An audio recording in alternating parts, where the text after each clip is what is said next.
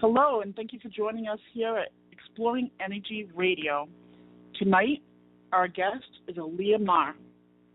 She is the author of The Creative Life at 365 Degrees, Parallel Mind, The Art of Creativity, Unplugged from the Matrix, Celestial Navigation, The Tarot of Creativity, and the Tarot Creativity Little White Book. She is also a public speaker and energetic coach. Let's welcome Aliyah Marr to the show. Okay, so right now our guest is having technical difficulties, and like I said, the co-host is also having technical difficulties, so it's you and I, guys. And one of the things that I wanted to bring up before, during this time since we're waiting, I wanted to talk a little bit about recently. I've been having some really crazy emotional, I don't know what to call them, tantrums. I don't know. Just a lot of emotions coming up that I'm not expecting to be there. A lot of fear issues. And, dealing with those fear issues, one of the things that helped me significantly the other day was speaking with Aliyah, and she really helped me look at how we can control fear in our lives, or give it a back seat, basically, put it on the back burner, and,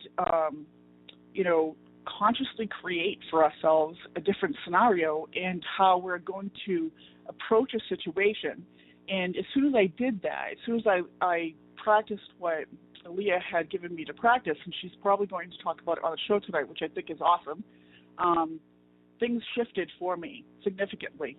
And where I was just in this place of fear and confusion, I came out of that and saw it for what it was and decided that, I was done with that. I was done with living through fear and fear's rose-colored glasses, because when you're in fear, things are not as things are different than what they seem to be through your eyes. And fear can do lots of things to perception. And perception in life is, 9/10 of it all. So if our perception is skewed, we can't approach our lives in the way that we would normally or we would want to approach our lives in, because we're acting out of fear. Let me just check in with Aliyah and see if she is okay now. Hi, Aliyah. Well, I took off the headphones. How does it sound?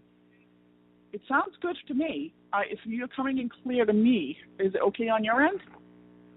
Yeah, it's a little light, but I'll bring up the volume. Okay. So let's reintroduce you, Aliyah. You're the author of many books, which I had mentioned in the original introduction. One of them, which is Unplugged from the Matrix, which is kind of the premise for the show tonight, and creation in a conscious way, and being a builder. We talked about that at length. You and I have had some great conversations, and I was just mentioning also that I had been in a place of fear just recently, and what you gave me to work on regarding that fear and what you talked to me about helped me significantly that day, and I was really glad that you had called. So I knew that you came for a reason.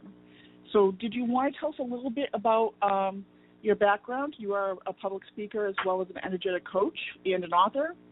Can you tell us, how did you get into, did you just start writing, or what did you do first? What did I do first? I guess I went to art school first, which taught me a lot about creativity.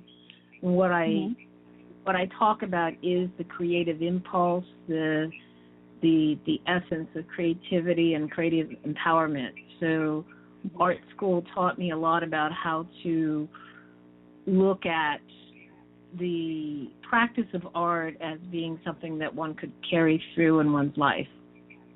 Right. And so, we talked a little bit. Yeah, go ahead, hon. Oh, go ahead. Sorry. Okay. We talked a little bit about how art is a form of channel in some ways.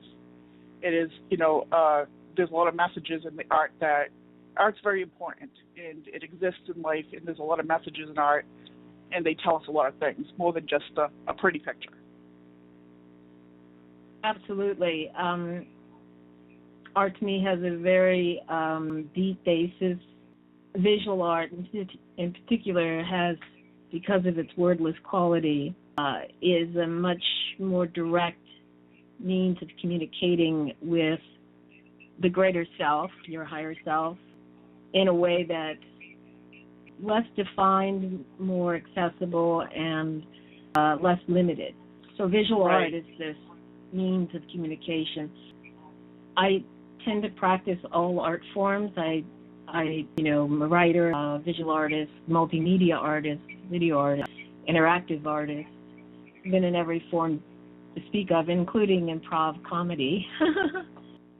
All of those, they're all amazing, absolutely amazing that the person develop themselves and enable them to communicate with the larger part of themselves.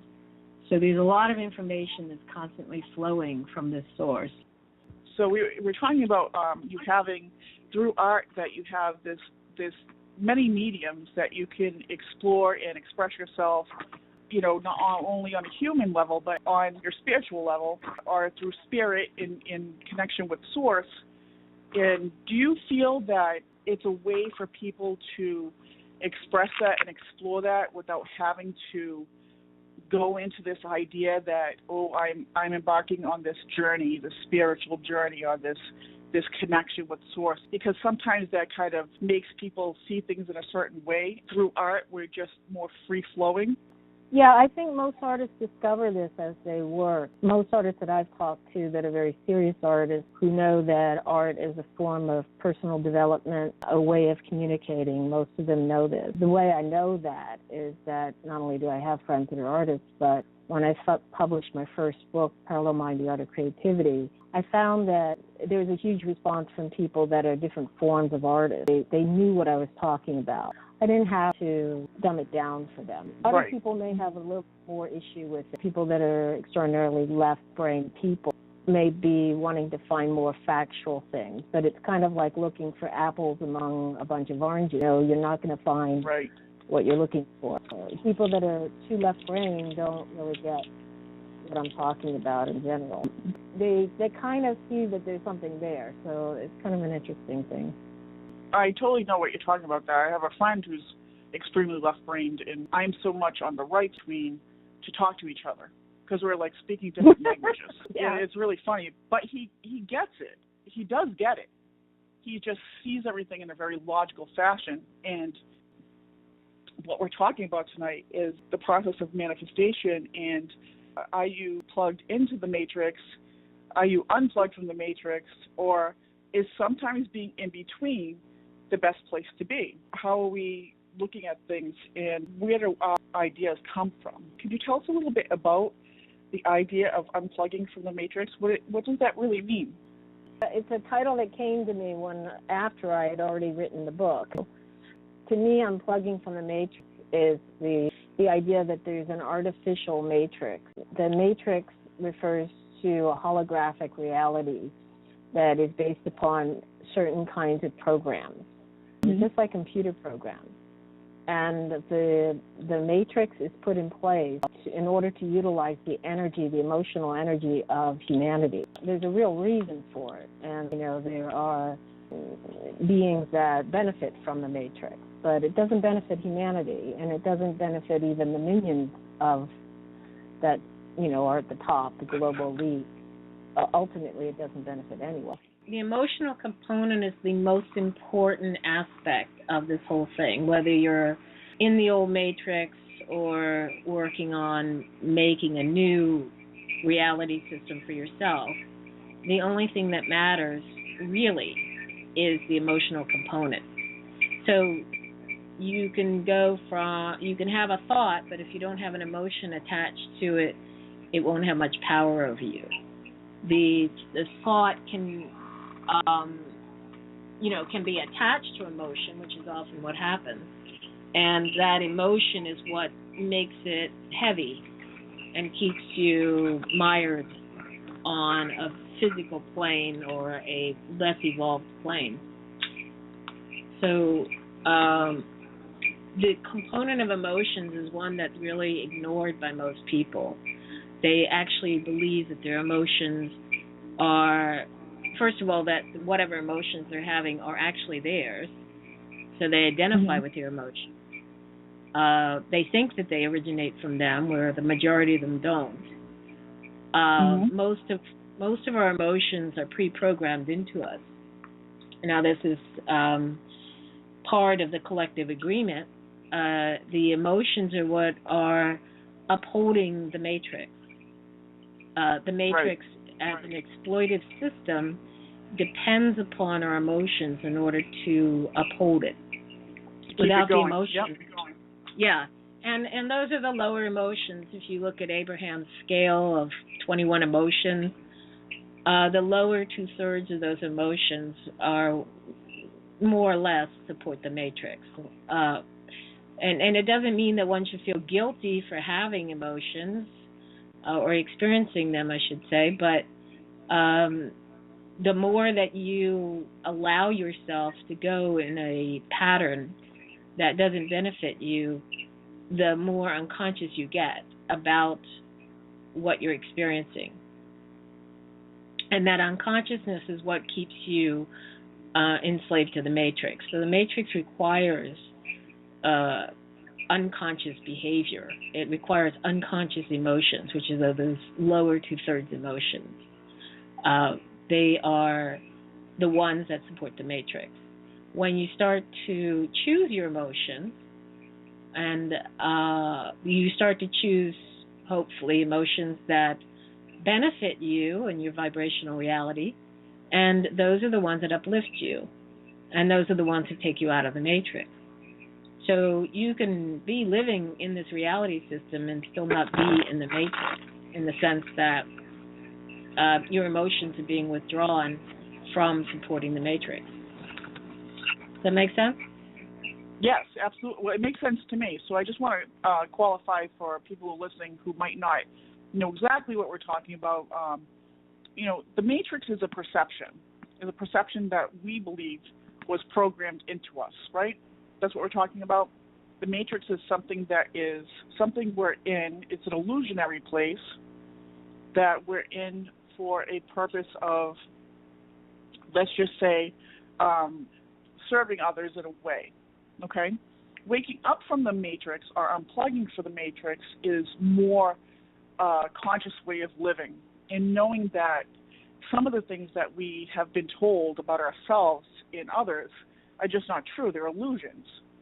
And that if we can focus our thoughts and we can put healthy emotion and higher vibrational emotion and higher vibrational light behind us in our worlds, that we can create a more conscious way of life that serves us versus us working to serve something else. Does that make any sense? Did I say that right? Okay. Yeah, the matrix is it's a structure that depends upon very core programming. In programming, the core programming of the computer is called the kernel. And the kernel is the base level programming upon which everything is sort of cantilevered out and built upon. So we'll consider the core programming, the kernel, as being the foundation of the building. It's kind of primitive, as a lot of foundations are. It's not very sophisticated. But every other level of programming, which gets ever more complex as you go higher up, is built upon that core level programming. If you don't have the core kernel programming, none of the rest of the programming can function. So I see this as an upside-down pyramid, and that upside-down pyramid is based upon what I call a little kernel, and that kernel is a grain of sand, right? So imagine a huge pyramid balanced upon a grain of sand upside down. Well, if you take away that grain of sand, the whole pyramid collapses. Now, the matrix is deliberately set up to exploit the emotional energy of humans. This is the cause of all war. It's the cause, it's not reality, but the thing to remember is that reality itself is a holographic projection. So it basically, it's as if we were hijacked with that core programming. It's kind of like I was experiencing link hijacking on my browser yesterday. Yep. And I did a little search on it and found out that I could do a very simple thing on Chrome, which I was using Google Chrome, to basically reset all the preferences, and it got rid of the link hijacking. And it's just a simple reset button. And I'm like, wow, that was easy. Right, yeah. And so I think we're doing the same thing, at a certain level, and I've done a lot of the grunt work here. Erasing emotions, telling them that, they're not part of me anymore, that's not something that I partake in, I don't go there. Whenever you dip into one of them, it's kind of like an opportunity. I see it now as an opportunity to become aware of them and an opportunity to say goodbye to them, because it's an opportunity to make a choice, and consciousness is all about choice. There's nothing unconscious. There's nothing unconscious in making a true choice. Now, a lot of humans on this planet right now don't know they have a choice. They don't know they're being exploited. They don't know that they're being enslaved by a system that exploits them for their emotional energy. That emotional energy doesn't just support the matrix, it feeds these beings. So anytime that you engage in hate, it basically feeds what... I think it was Eckhart Tolle that called it the parasite. Did he call it the parasite? Right. Or was that Miguel Ruiz? I'm not sure if it was him, but I know what you're talking about. Yep. Oh, I know. Eckhart Tolle talks about the pain body, but it's the same thing that Miguel Ruiz in the Four Agreements talks about as the parasite, I think. The parasite is an entity that lives off of lower emotions. It cannot feed on higher emotions. So in other words, if you're in joy and happiness and bliss and acceptance and abundance, and you're basically emitting those realities, then the lower vibrational awareness is the beings that live on the lower vibrational awareness find you very distasteful. So they basically leave you alone. They're not going to support you. Right. Don't get me wrong. Matrix will not support us, because we came here as systems busters to destroy the matrix, or to rearrange, I should say. It's more a matter of rearranging, but basically it won't support us, because basically what it sees us as is a virus. So the wonderful thing out there in I read a scientific article once, or a pseudo-scientific article, about this proposition, this idea that, or theory, that viruses are the cause of all evolution. So, because what it can do is it can insert into the DNA. So, if you're a way shower, light worker, or whatever, and you came here in order to assist in the shift of the planet, you're a virus in the body of the matrix. The matrix will try to eject you, will try to, erase you, or however they can do it. Interesting. Yes, and it's only because it's reacting just like an organism would. It's not actually conscious. To survive. Yeah. Now, any thought that you have, we're creators, and we are creating the matrix. We've just been hijacked to create this thing. But reality, I think it's easier to speak about what reality really is, because it's very interesting, this idea of separation. And now, what we are doing constantly is projecting our reality. Somebody said it once on as if your aura is like a mirror reflecting back to you. This is what the topics called the smoky mirror. So we're the ones, according to the way we define everything and the way we think about things, and especially with how we emote, what kinds of emotions we're having, we reflect onto our own aura what we think reality is. So we're still in the illusion that there is something else out there, but it's us. And the clearer you get in your consciousness, the less smoke is in that mirror, and the clearer the reflection becomes. So what are you reflecting back to yourself? Are you reflecting hatred back to yourself? Are you reflecting love back to yourself? What are you reflecting? The thing that trumps the matrix every single time are the higher vibrational emotions of love and acceptance and gratitude, abundance, the 7 higher emotions. And those are the things that will remain after the shift. The rest of the lower 2/3 will just simply drop away because the vibrational reality won't match it. Right. So the best way to assure that you leave the matrix is to constantly be aware of the lower emotions when they come up, and simply you could press a reset button in your mind. That's a good one. Mm-hmm. What I mentioned to you earlier, because I can't remember what I said to you. You said it was very effective. Put the baby in the incubator of love. Oh, I love that one. That's my favorite one. Yeah. I have had I did a basket. I couldn't get with the incubator because I felt like it was hot in there. So I did a basket of love. Basket of love. Well, the main thing is that an incubator basically keeps the baby warm. And, I've actually done this so many times, and the effect is almost instant. I told somebody about it once where she's having trouble, and we were working together, and she was having trouble with her boss, and I said, oh, just imagine your boss, maybe keep the head the same, and the body shrinks down to this little baby body, and put her in this little incubator of love that just flood her with love and light, and see what happens.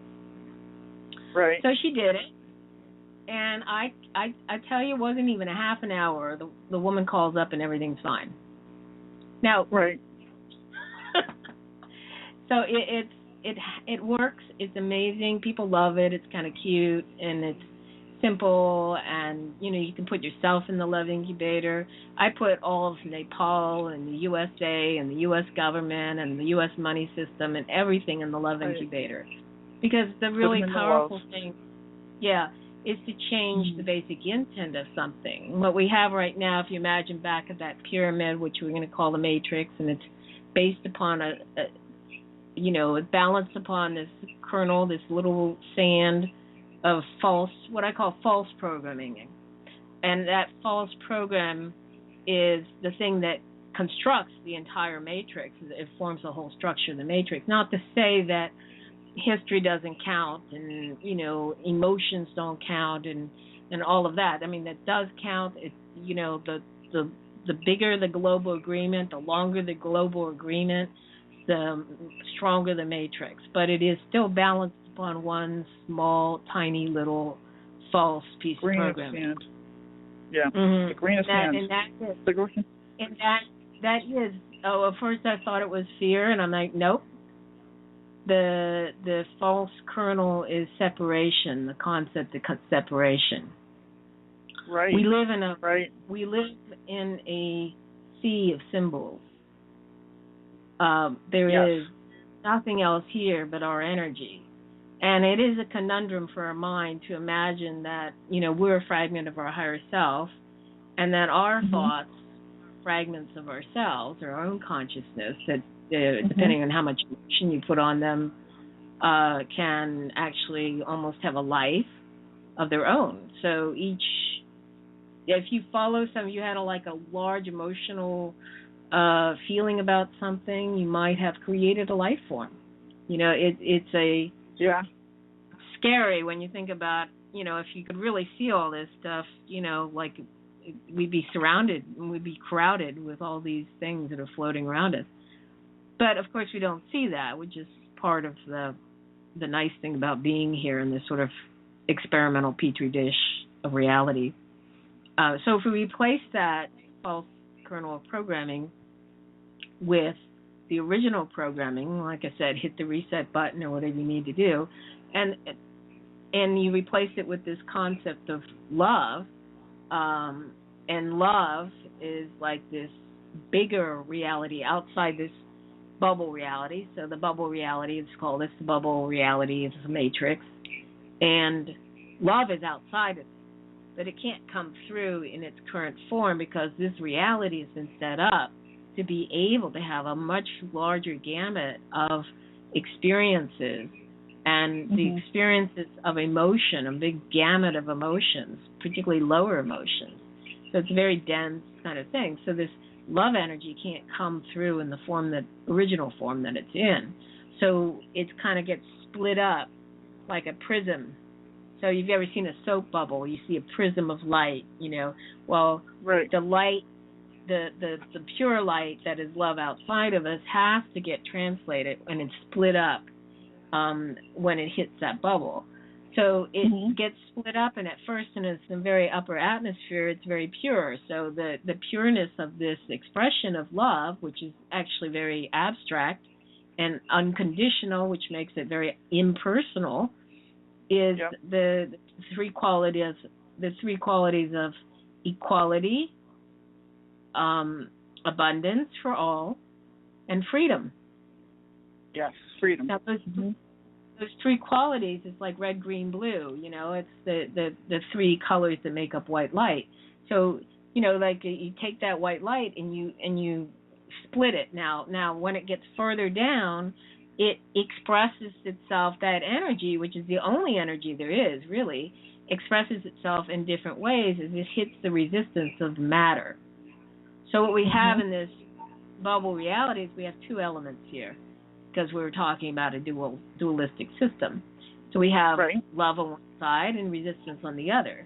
Now you could say live versus evil, because evil is the reverse of live, So we could say, okay, so there's this constant tension, and that is a very creative scenario. Outside of the pain and the trauma and everything that we think about when we think about the Matrix, it really is extremely creative in nature, and that's why it's here. It's not here, whatever we're experiencing is only our judgment of it. When love filters through to the most base layer, well, it becomes a rock. It's very slow moving, but in terms of emotion, it becomes hatred or fear or something like that. And that is still an expression of love, whether we know it or not. It's very difficult for us to see the love and the hate and the fear. But to really return the programming back to the natural programming, all we have to do is remember ourselves. And the remembering ourselves is remembering our true nature before we got programmed to the Matrix itself. Right, and that is a being of light and love. That's who we are, truly. Yeah. I mean, we're fragmented. I mean, it's very hard to understand. We're fragments of source. Yeah, well, it's hard to understand what a fractal is, and it's something that maybe the right brain can understand more easily than the left brain. And this is why, it's like quantum physics versus physics. The physics, left brain kind of stuff. Quantum physics, that's kind of right brain. The only way you can grasp quantum physics is intuitively. There's a part of you that actually understands it. But a fractal is just like a hologram. There's a wonderful book out there called The Holographic Universe by Michael Talbot. And there's another book out there that that actually talks about the holographic universe. And it's a new book, and it's available for free, called Butterflies Are Free to Fly. I've heard of that. Yeah, it's a great book. And what's interesting about both of those books is when you really explain what a hologram is. A hologram is well, let's just talk about a piece of film. A holographic piece of film, no matter how many times you cut it up, each piece will reflect the whole image. Right.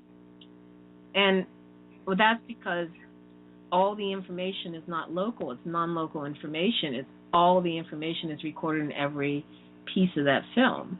Now, the smaller the piece, the less distinct the image becomes, the less precise it is. But it doesn't lose the whole image. It's like DNA. That's what it reminds me of. DNA is, from what I understand, it's quantum in nature. So, or at least a piece of it is. I'm not sure how much of it is quantum in nature, but that's the difficulty when we try to define consciousness on the greater reality, and it becomes very difficult for us. But if we think of ourselves as being a fragment that's also the whole, then it's a little easier to, we reflect the whole. So if we send out, for instance, a thought form, then that thought form, is particularly if we put an emotional zing on it, has somewhat of a life, depending on how much energy you put into that. And we are also the thought forms of, say, our greater self.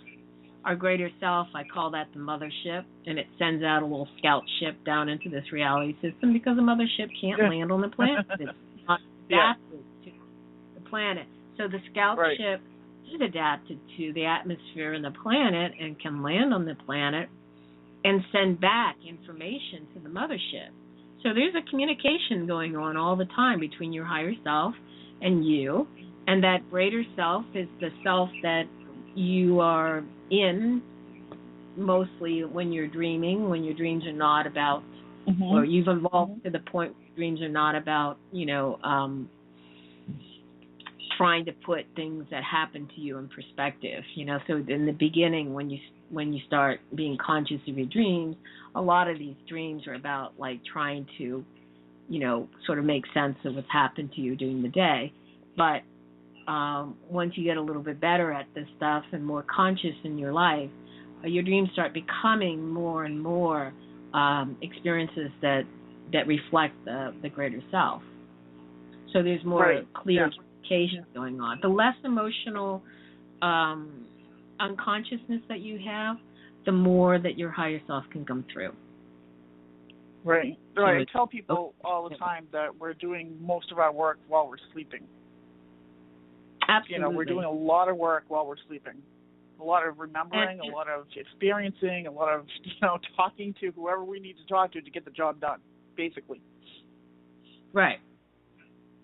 And if you've noticed that, this is something I think, too, that I've had these, insights and revelations, and they couldn't have come at a different time. They're basically all coming at the right time. So there's downloads that we'd be calling downloads.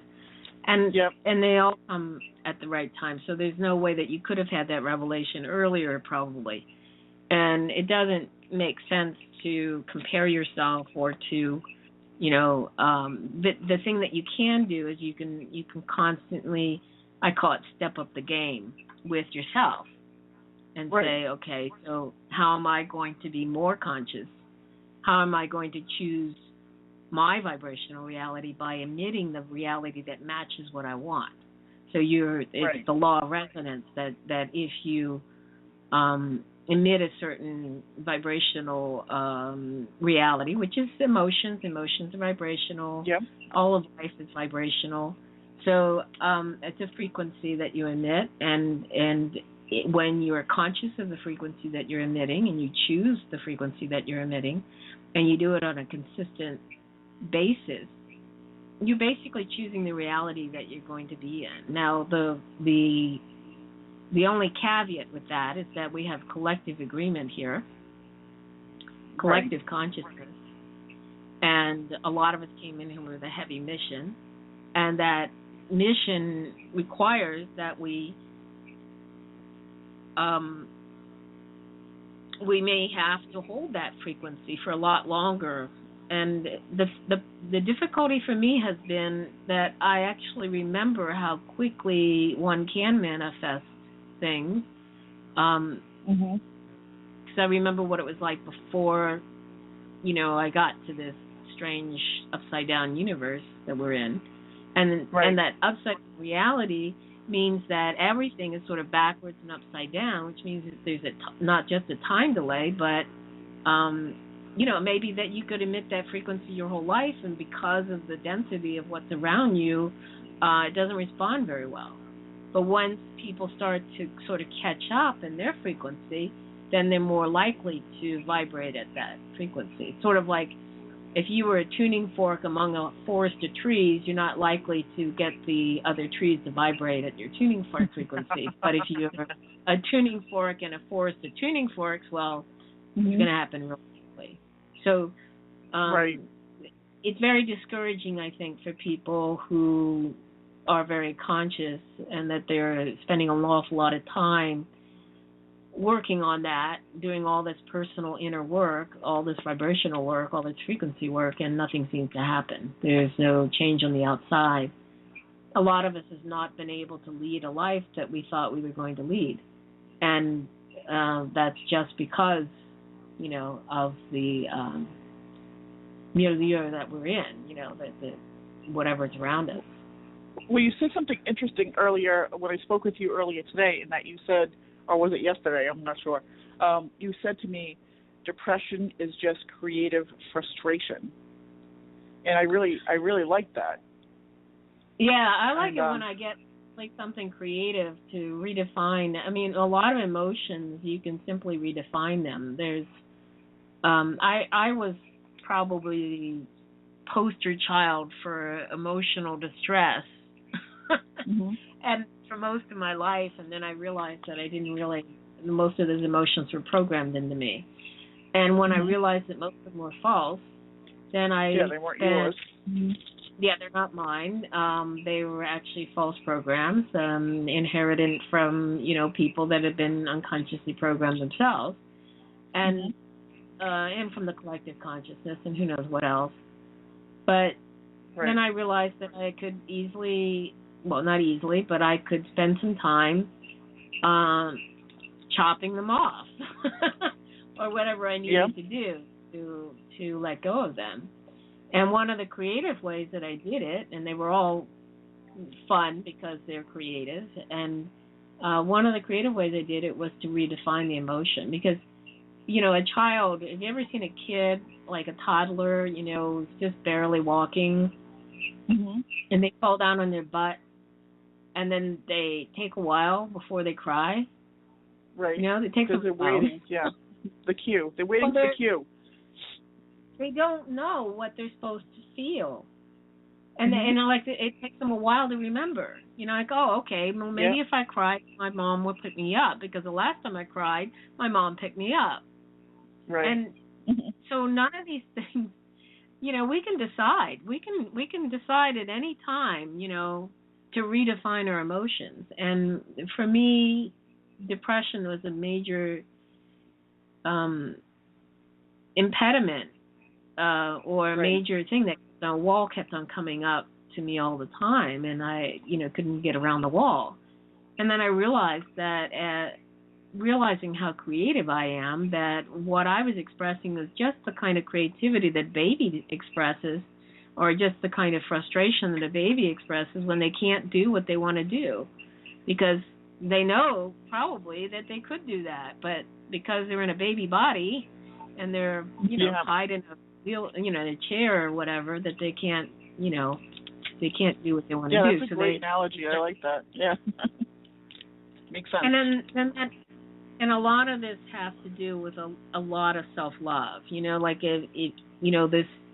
This whole love revolution, as Matt Kahn calls it, is really based upon self-love.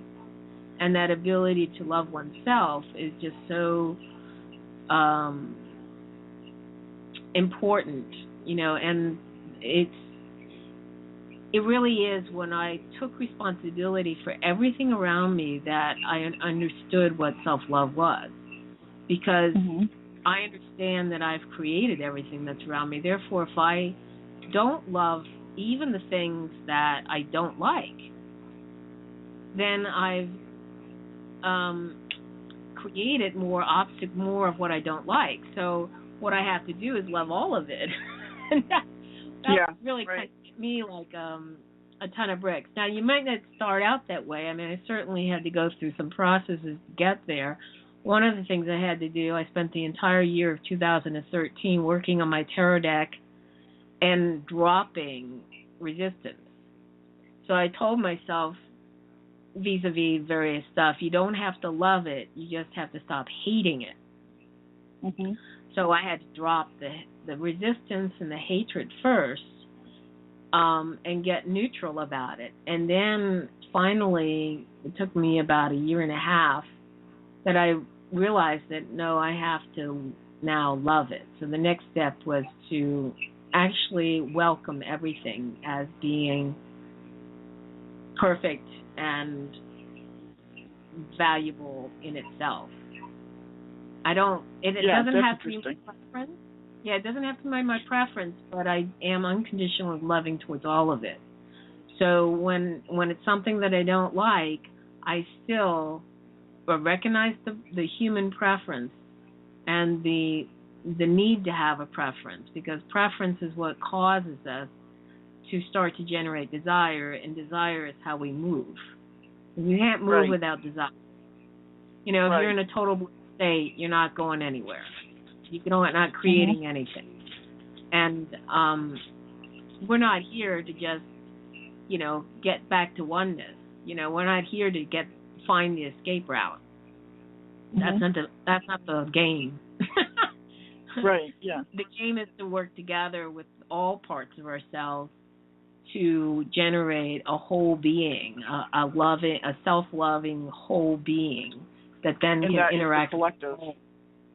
Yes, that can then interact. Become whole within the whole. Right. Becoming whole within the whole. The whole being interacts with all of its creation in a loving way. Right. And that's what, go ahead. What the collective does is going to be up to them. And, I don't know what that looks like. I just know that being impeccable in myself is a full-time job. And it's nothing. Absolutely. I can't call upon anyone else to be impeccable. I can only say that's their free will. That's their choice. Right. My knowledge of my own impeccability has grown, and my impeccability has grown, and that tells me that I'm on the verge of something else. And so that is my only gauge for my own success at this point. Right. I often see the same things. We talk about these subjects on this show quite a lot, and they come up, no matter how many people I bring up on the show, we're talking about the same thing in different ways, but the same concept, the same idea. I often say to my clients, Spirit does not judge right, wrong, good, or bad. It just says experience, and that all experience has value. So that goes to what you're saying, that loving everything that you don't necessarily like, or, you might not like it, but you choose to love it, so that it can be part of your higher experience, because your higher self would love everything in its experience because it doesn't judge. And the other thing that I was thinking when you were talking is that, I think I lost it there for a second, but when you were saying that, I lost it. Okay. It'll come back to me in like 2 seconds. But the whole thing about the non-judgment, that is the higher self, the non-judgment. And, I know what I was going to say. And you were talking about how what the collective does, you're not judging, or you're not expecting anything from the collective. You know that your job is with you, and that you can only do what you can do for yourself.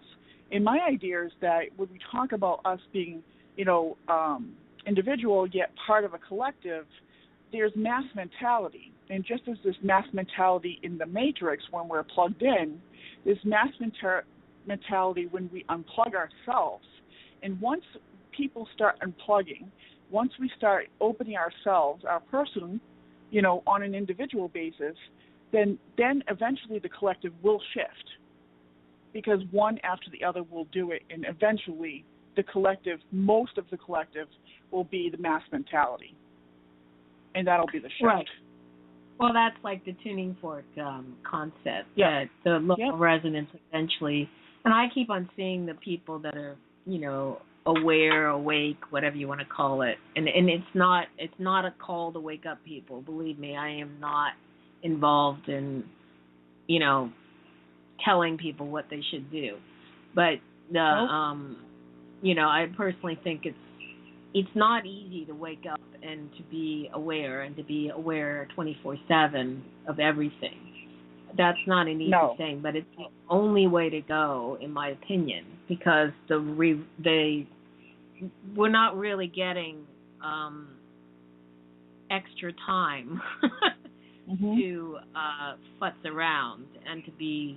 But it really is a matter of being responsible. Responsibility it's only for the self. Responsibility, yeah. And that responsibility for yourself, it means, that you really understand you're not here to tell anyone what to do.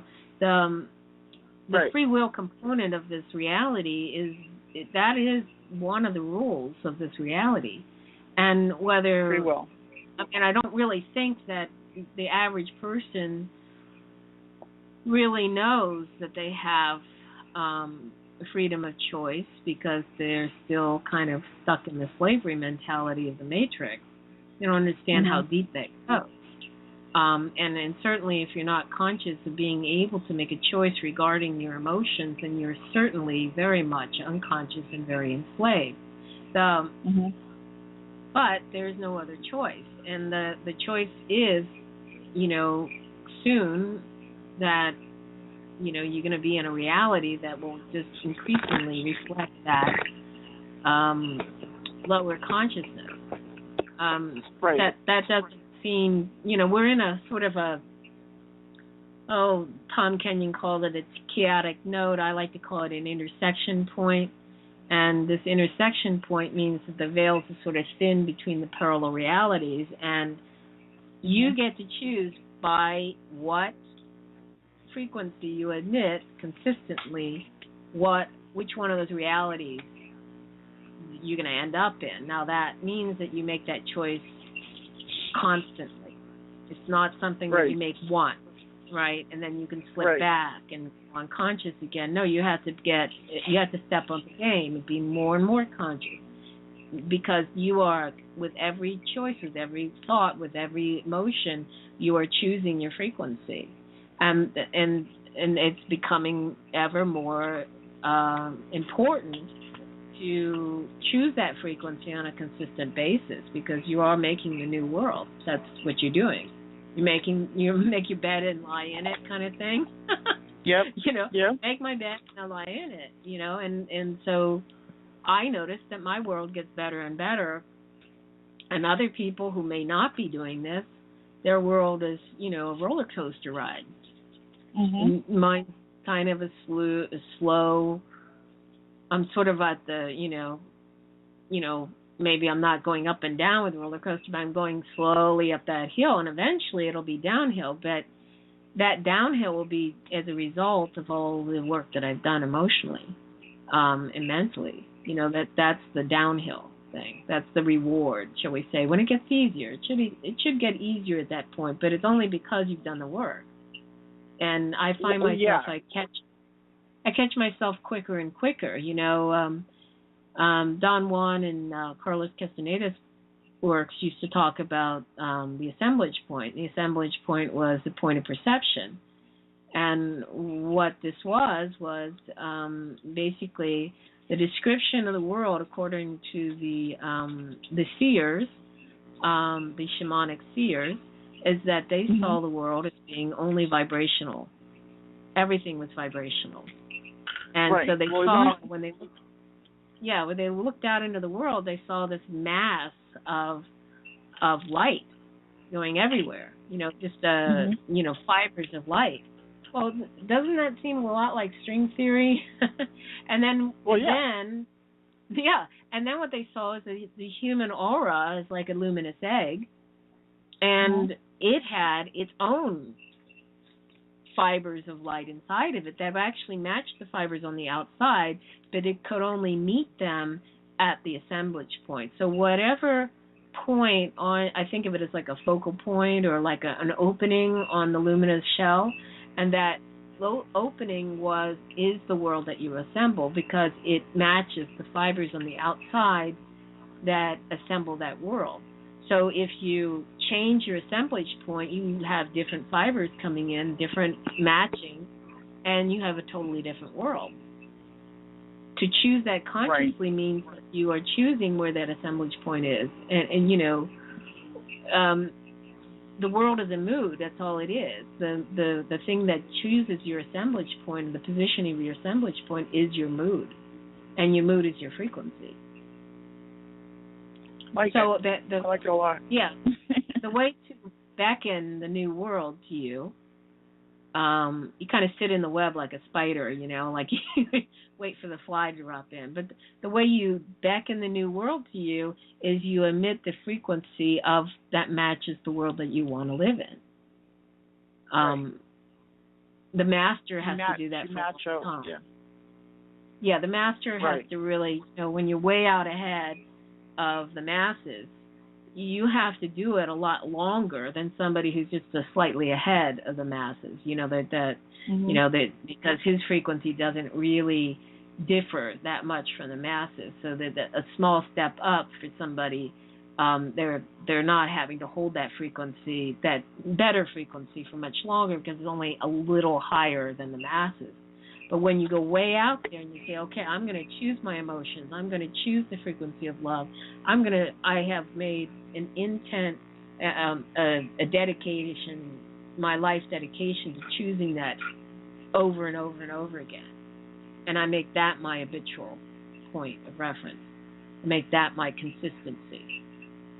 And that means you might have to hold that for a long time, because you're like the scout going out in the wilderness, you know, hacks down the weeds and the branches and the forest and everything like that to make a trail, and then you go out in a clearing. Well, the further out you go, the longer you have to wait for the colonists to come. Well, they have it easy because they're following your trail. But when they come to join you, then guess what? You got to go out again. You know, so there's this constant feeling that, you know, we're very much alone in this process. Which is true, we are. You know, there's.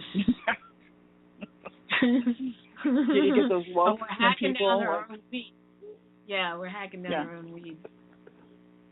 Well, you know, one of the things I want to kind of touch on, I think, for the audience too, is that there is no expectation of a person to do anything.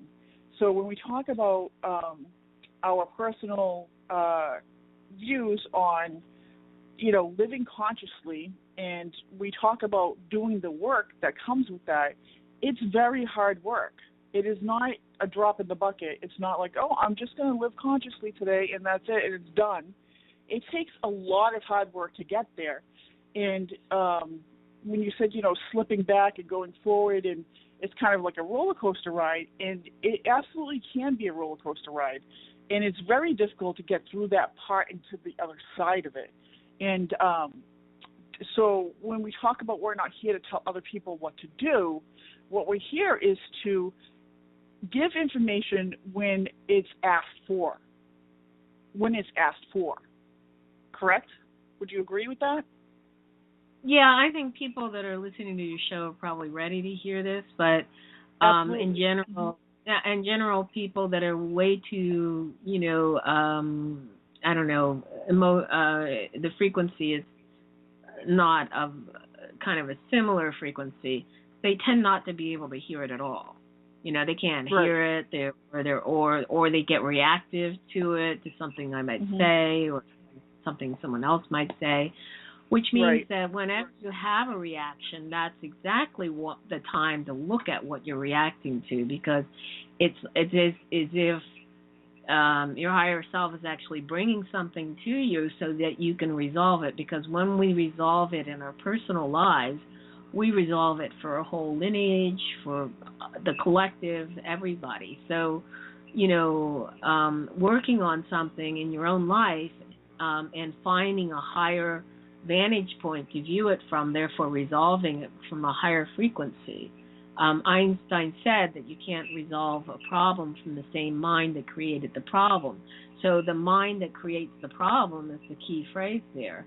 The level that we're at, the level that the problem exists at, the problem cannot be solved from that level. You have to go to a higher level to resolve that problem. So whenever you are dealing with something in your life, say, somebody who is mean to you or whatever, you can put them in the love incubator, because when you do that, you're resolving it from a higher level. You're asking, you're asking the forces that are to help you resolve it from a higher level, and you're just doing it instantly. And you can also ask yourself, what would love do? To constantly say, what would love do, and then wait for the answer, because the answer will surprise you. It might be something very funny, what you're trying to do is to make your own vibration lighter, to not be reactive, to be to choose instead of react. There's a huge difference in reactivity versus choice. Absolutely. If you take Christ, for instance, or Buddha, they all learn to reflect more and more of their higher self, the higher frequency of that's natural to them. That choice was, a long-term choice. It was a decision that, took a lifetime or as long as they had to do this. And so that's a conscious evolution, Yeah. Right, and I think that I didn't want the audience to hear what we're talking about and think, oh my gosh, I've got to get on the wagon here and start living consciously and have all this pressure. Yeah, I mean, yes. Is that the suggestion? Absolutely. I would suggest that to people. I would suggest that you think about living consciously, and I will be the first to say that I struggle with that. I don't want people to think that it's easy and they can't do it, and that's the whole thing. I don't want them to, what I want really doesn't matter. But I don't want to. I don't think it's a hard. Well, I won't say it was easy for me, but I'm kind of like one of those scouts, and I also came to the conclusion a lot of people on this planet for resolving karmic issues and things like that, so they kind of have to be here as long as the karma hangs out. So, what they're doing, there's a lot of people on this planet are not here for evolution, self-evolution. That's not what they're here for. But one of the things I realized is that to be unconscious was actually extremely painful for me. And yes.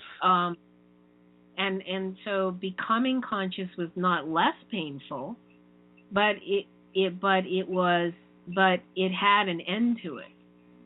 Whereas being unconscious, no end. It's like being in hell forever. With little with little bright patches in it, but ultimately it's just a hell. And I'm laughing, but it's not really funny, Yeah. I know, it's not really funny. It's not really funny, yeah. And I was one who really felt that my emotions were waiting around the corner to leap out and, tackle me. And realized that those emotions were not natural to me and that I had a choice. That was utterly astounding. And it was the most life-changing thing I've ever encountered. The most empowering thing that I could do. Yeah, I realized today when you were speaking, you were kind of like, we were sharing and we were talking about the love incubator. We were talking about, but it was more, from the work that we do, we just we hear things that we need to hear in the conversation, whether they're spoken or not. We just get it. We just kind of get it. It's like the message is there. It's like looking at the painting and receiving the message and knowing what it means in the visual as well as in the intellectual. And having that conversation with you really just ultimately brought home for me, because I'm thinking, why am I going to these emotions that I don't understand, that I thought were the past, or just, they were so heightened and so kind of skewed, and I was like, what is this all about?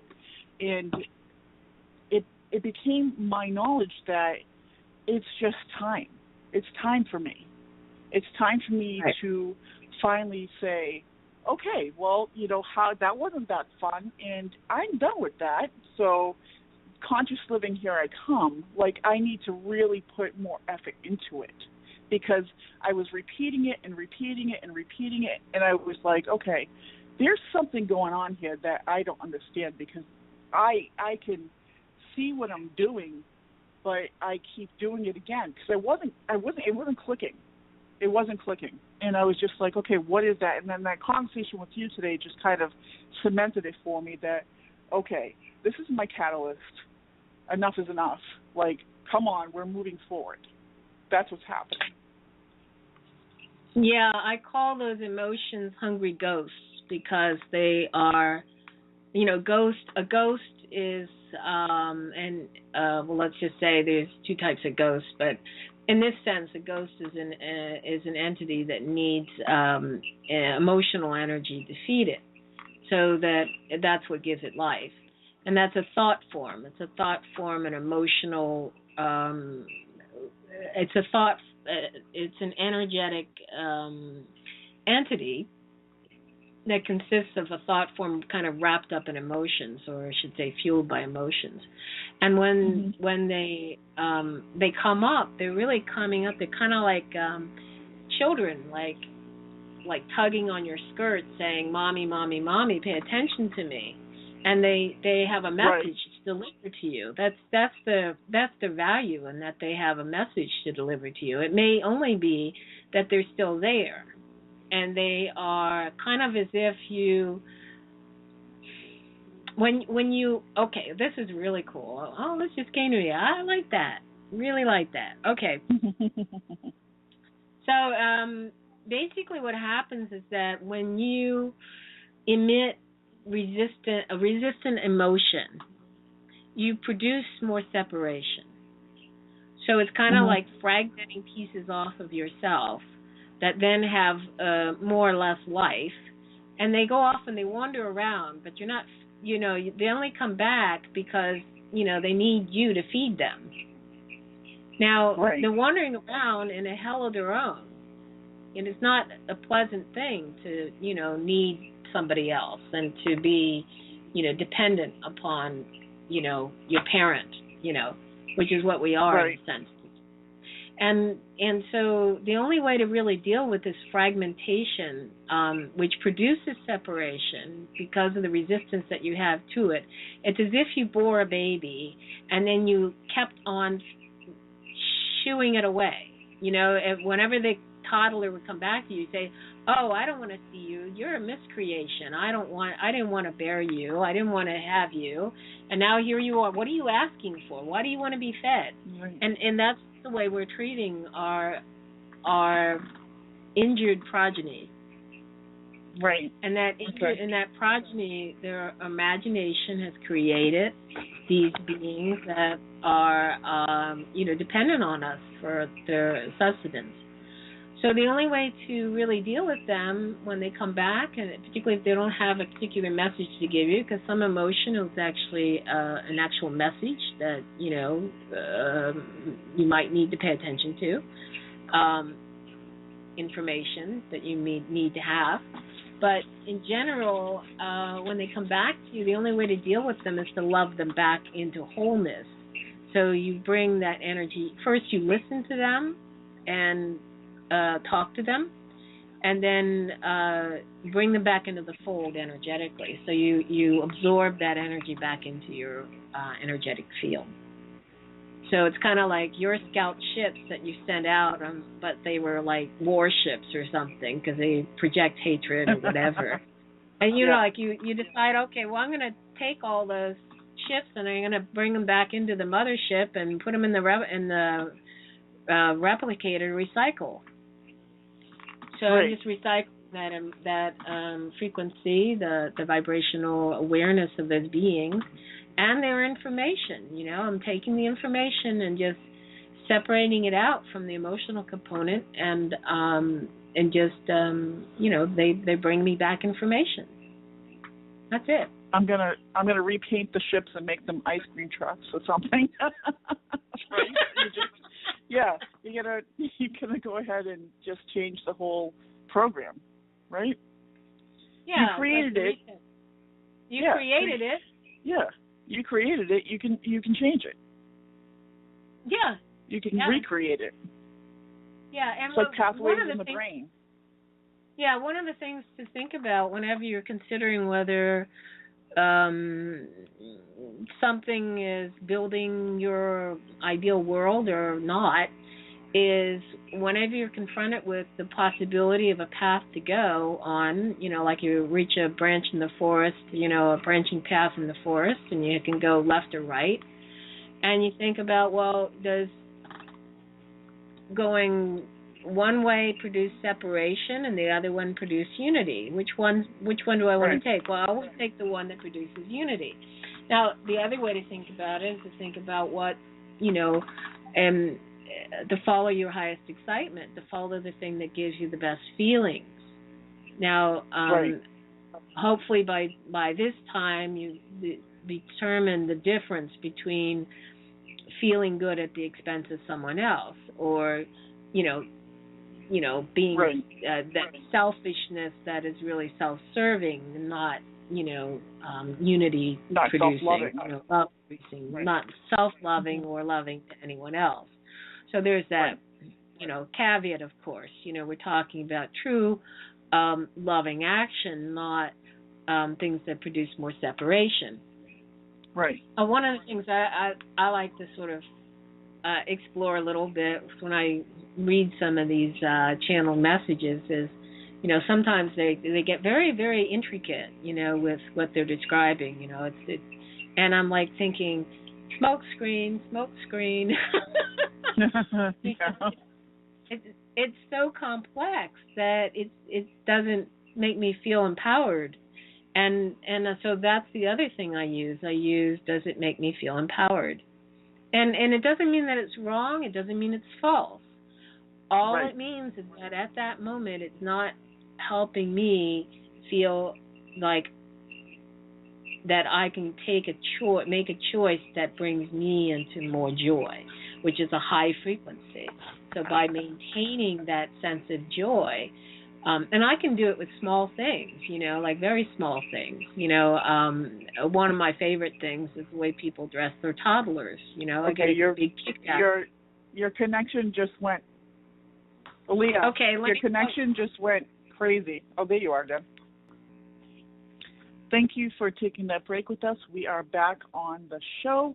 I do want people to know that they can call in with questions, and the guest call-in number is 917-889-2854. Again, that number is 917-889-2854. Aliyah is still trying to get back with us on the show. She's still having some technical difficulties, and hopefully she'll be back on in a few moments. Right now, if you'd like to call in, I am available to speak with you. My name is Laura Ezekiel. I am the show host. Again, that number is 917-889-2854. We've been talking to Aliyah Marr, and she is the author of several books, one of them which is Unplugged from the Matrix. We've been talking about what exactly is the Matrix. We're talking about the Matrix as illusion. We've been talking about programming. We've been talking about conscious creation in building in our lives. And here's Aliyah now. Let's see how our connection's going. Hi. You back with us? Hi. I'm back. Okay. I still hear this sound, but okay. Right, so I was just try putting the number out there. the guest calling number. I put that number out there. So Aliyah is now back with us. She is here waiting to take your call. Again, the number is 917-889-2854. If you have questions for either of us, we're here to take that call. And I was just recapping on what we were talking about. Excuse me, I have to cough. So one of the things, too, that you had said to me as well was we talked about creating in the correct way, quote unquote, creating through a process of intention and what that looks like, and intention in what comes after intent. So we have the desire and we have an intent to create something. So what do we do with that? Well, I think it's important to really discuss what intent means, and it's a very difficult word to. It really comes from the Carlos Castaneda work. And, you know, a lot of people like Wayne Dyer talk about it, and they call it the power of intention.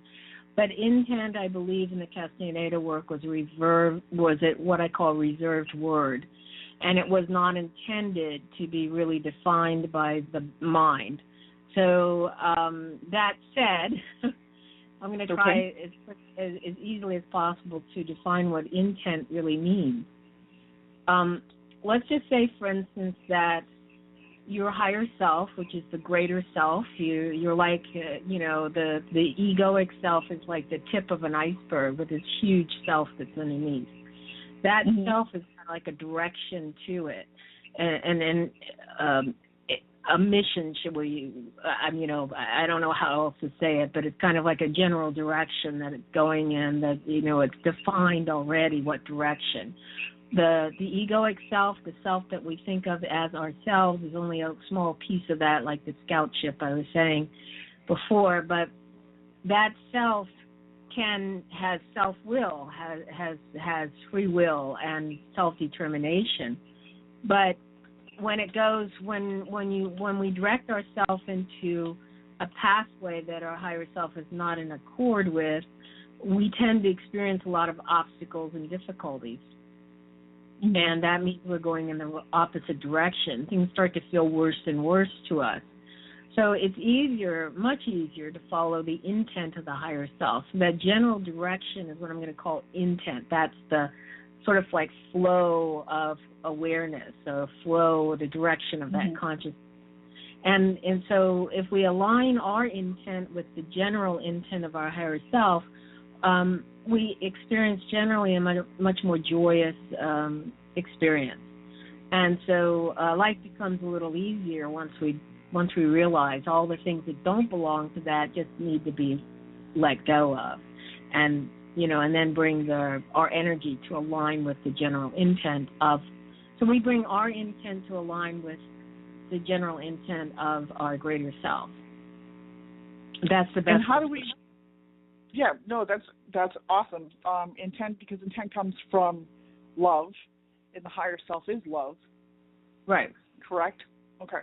Yes, and it's going to always lead you towards that. Whether you know it or not, you're being guided towards those things. And the easy way to align yourself is to just determine that you're only going to follow your highest excitement.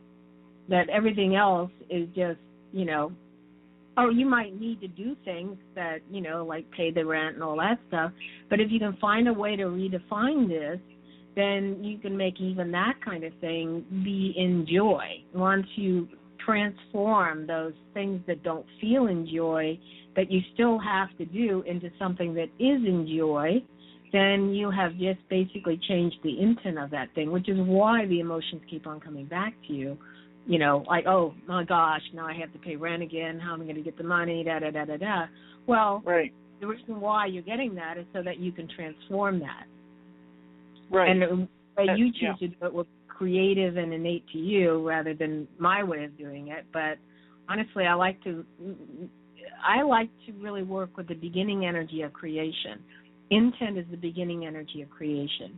And I discovered this through both of the books that I wrote, the first book and the last book that I wrote. Or the current book that I'm writing right now on the tarot deck. And it's also the first book that I wrote, which was The Art of Creativity, which was about the physical body is being described as being like, shouldn't say the physical body, the entity, the self, as being like those Russian dolls, where, you know, each one of those, as you go to the center doll, the one at the center, becomes more and more dense. So you start with, you know, 4 layers of this, with the outermost layer being the most etheric. That's intent. That's what I call the creative body. The next body is the mental body. That's the thought. But it's still very etheric, you know. And then the next body is the emotional body, and that body is the catalyst for bringing that intent or whatever that creative energy is, because it could be your energy, not just the higher self, your energy. If you want to, if you have a fear of cancer, you might be creating cancer in your body, right? Because of the emotional thoughts that you have about it. And then that becomes reality. Your body, your physical body, is at the center of all of those. So we're going creative body, mental body, emotional body, physical body. That emotional body is the thing that is so misunderstood. It is the energy that creates in this particular environment. If we don't understand that, we're unconscious creators, and any unconscious emotions are supporting the matrix and are essentially exploiting.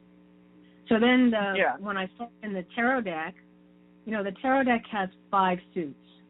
You have the regular 4 suits of the regular playing card deck, and then the trumps, which are the ones that trump all the other cards.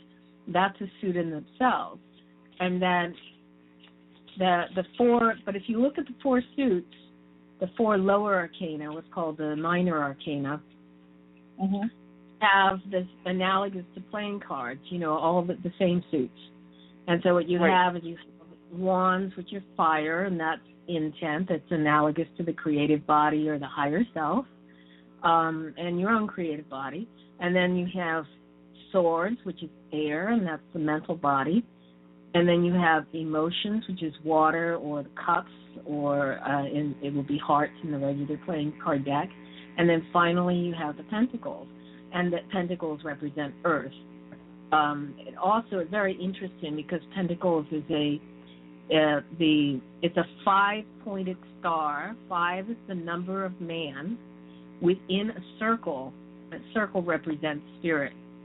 So we're talking about the pentacle itself is a very evolved sign. It's a symbol of evolution. It is man in spirit, or spirit in man. So it's like that idea of the evolved man, you know, the illuminated man, what I call the illuminated man. So that at that point you're totally bringing the spirit of your higher self into the physical form, which is what Ascension is all about. It's about bringing that a higher frequency into a lower frequency reality. So you bring in and when you do that, basically it eventually has to reflect the higher frequency. Yes, and that's what I often talk about is, you know, recommitting yourself to your human mission, but bringing more of your spirit, your higher self, into the human body so that you can live it on a different level. So it's essentially what you just said. Yeah, it is we have a caller. We have a caller calling in. Hold on. Let's get this caller on the line. Can I help you? Hi, Laura. Thank you so much for your show tonight. This is Christian. Hi, Christian. How are you? I'm doing amazing. Absolutely. Do you have a question for Aliyah? Actually, I think maybe I do. I know only a little bit about what Leah's doing. I just caught the show just moments ago. And so is Leah mostly a channeler, or I didn't get exactly all the details. Do you want to answer that question, Aliyah? She wants to know I if don't you know. get your. I think anytime that you bring in a lot of creative work into the physical plane, that you are in essence a channel for the greater self, the higher self, or what, the bigger part of you. So that energy is very impersonal, and it comes to the personal vehicle, and is it expressed within the creative abilities of that personal vehicle. So that being the self-conscious. And the clearer that self-conscious becomes, the less personal energy that self-consciousness has on it. So it becomes more and more closer to the love energy that the higher self is in all the time. Yeah, okay. Yes, agree. So I want to talk about a subject I think that most people are interested in, and it's relationships. And not necessarily, a personal relationship, but relationships in general that are being cleared from our space. Are you finding on the whole that we are going through this major shift of people that aren't serving our highest good and people that maybe haven't been around on our closed circuit are now all of a sudden showing up again, as though this last clearing is happening before this, while we're going through this shift and also through Mercury retrograde?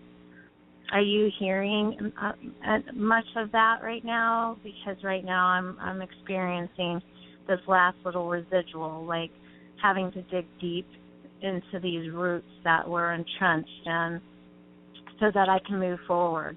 And I was able to do that this past week, and it was painful, and at the same time, as soon as I did that, everything changed in a split second. Well, it sounds like, most people evolve through their relationships. My energy tends to be a bit more impersonal than that, but I see it, and I know that what a lot of people are doing right now is clearing karma.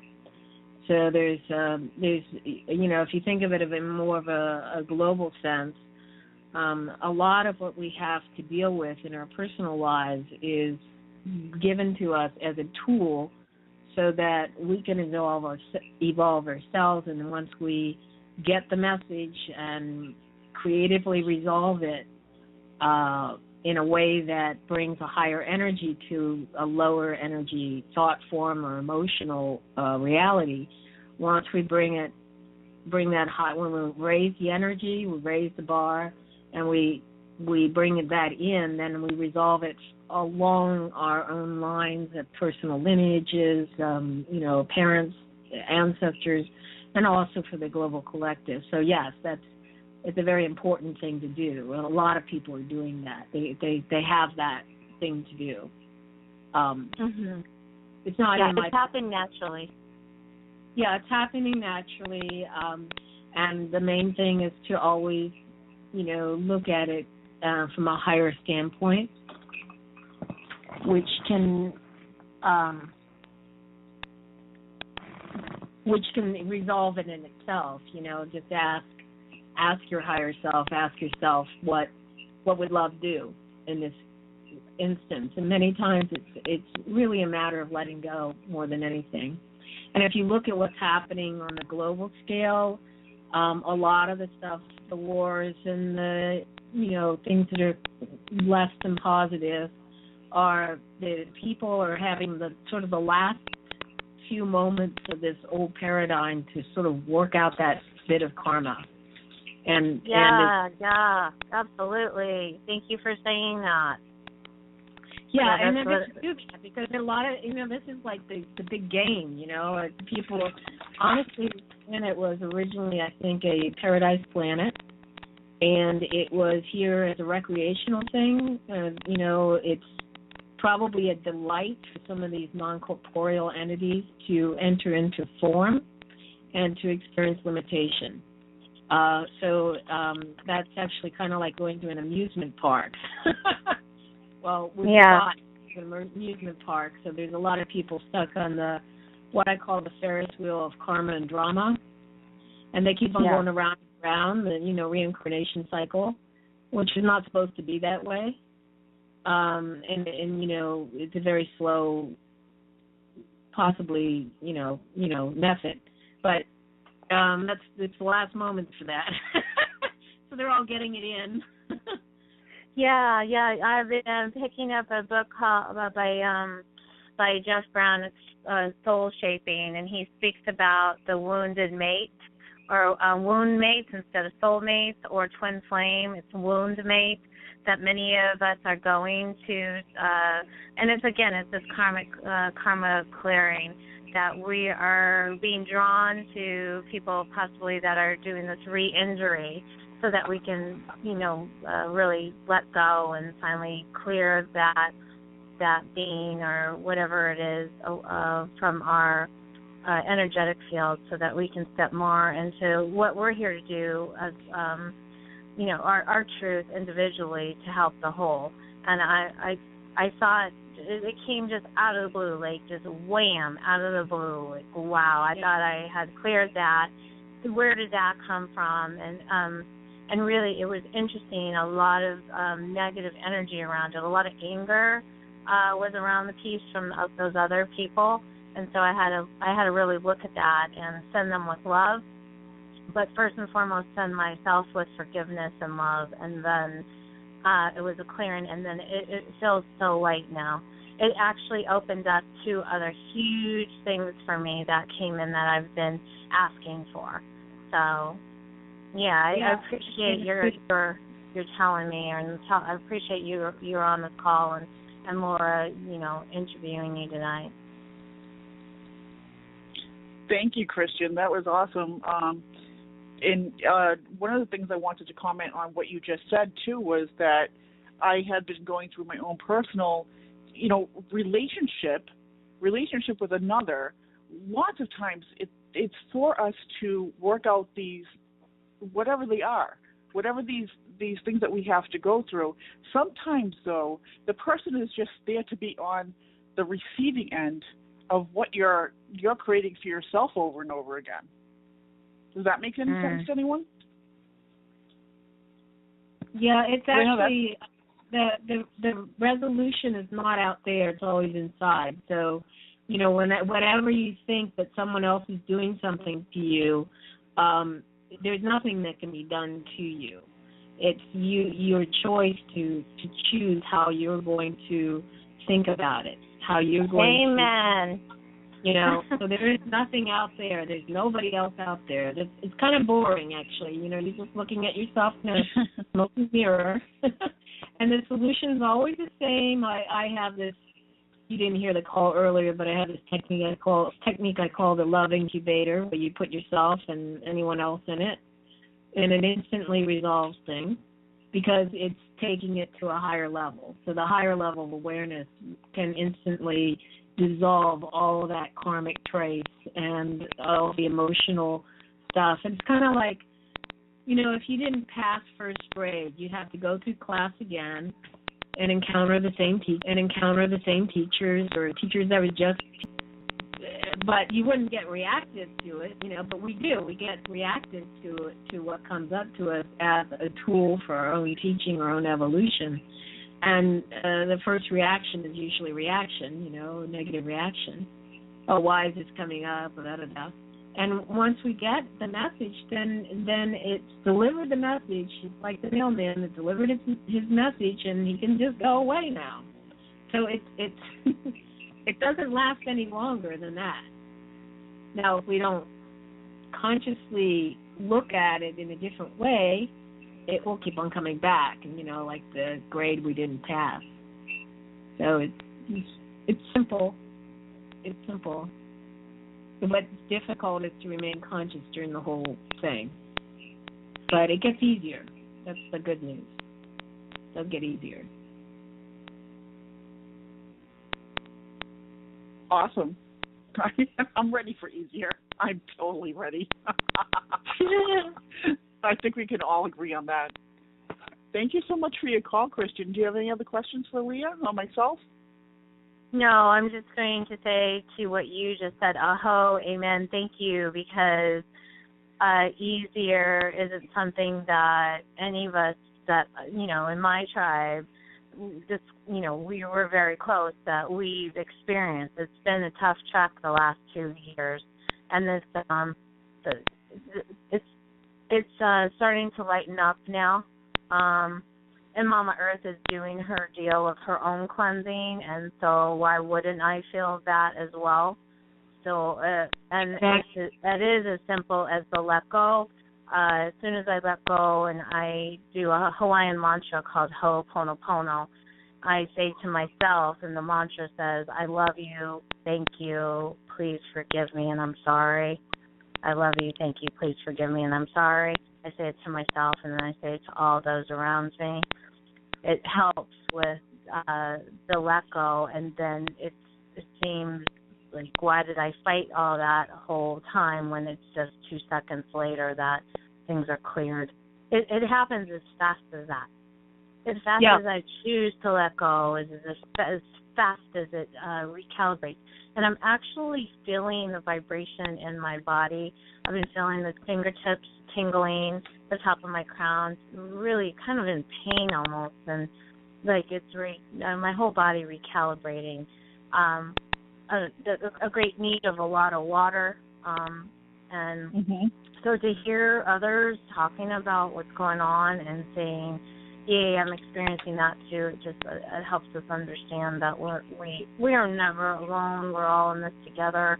But to hear the feedback from one another, it helps with the journey, not feeling the burden of such a heavy load when it does not need to be that way. So, checking in with one another and having calls like this are greatly appreciated. Yes, yeah. I think these are symptoms that we go through, which, vary on an almost daily basis and can be, gone on for some people I know for years and years, but for me for about 5 years now. Some of them were pretty extreme, and it just there was no changing it. And at a very deep level, I want these things. I don't want to, I really am very dedicated to the shift in consciousness. So there's no part of me that really doesn't want it to happen. So I'm very much committed to it. And so even in the pain, I knew what it was. I wasn't freaking out. There's a lot of people going to hospitals and things like that, and the doctors can't find anything wrong with them. So, it's good to know that these things are happening and to talk to people about it and to find however you can to lighten your mood, to keep your mood light. I can feel the earthquakes. I can feel things like that in my body. I don't, solar flares, things like that affect me in ways that, feel like I'm being sick. And it's just, it's just part of the process, and not everyone feels it physically. Some people just feel it emotionally. Some people just feel it mentally. It all depends on what you signed up for, I guess. But there's no way out of it. The only way out is ahead. So, but it's good to change it to, I want to talk a little bit about intent, if you don't mind. I want to go back to that because I think it's an important point. I just want to give you a quick warning that we have 8 minutes left to the show. So we do have to wrap up, but if we can wrap up with the intent, that would be great. Yeah. Okay, so when we were talking about creating from the standpoint of intent, that's like going upstream and creating upstream rather than trying to go downstream and create when something's already in form. So it's very easy to create from intent. So I want to talk to the listeners about how you can very consciously change the whole world with your intent. I want to call upon people to think about changing the intent behind the structures that form society. So society can remain the same, the structures can remain in place. We're going to change the intent from being exploitive to being loving, from being causing separation to causing unity. And so you can think about that in terms of every system. For instance, the IRS, we think, well, if I were not resisting the IRS, what would the IRS look like? Well, the IRS could be collecting money to support people, that are experiencing dire situations and things like that, rather than collecting money to support people that don't need the money or to support wars and things like that. You think about corporations becoming cooperations by changing the intent underlying them. You can think about changing money from being an exploitive tool of greed and excess to being a simple means of exchange and eventually a means of appreciating other people.